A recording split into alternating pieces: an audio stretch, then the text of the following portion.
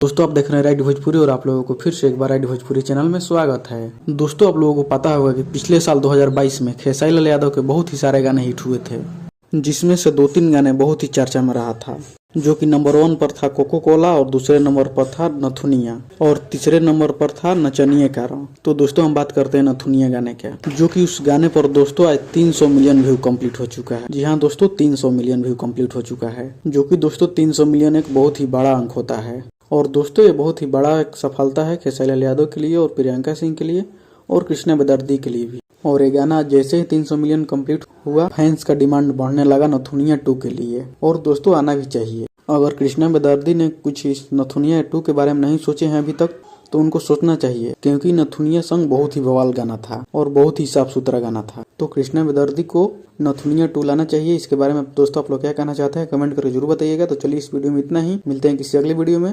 और अभी तक हमारे चैनल को सब्सक्राइब नहीं किए तो प्लीज चैनल को सब्सक्राइब जरूर कर दीजिए और वीडियो को लाइक कीजिएगा, शेयर कीजिएगा। तब तक मिलते हैं। जय हिंद, जय भारत।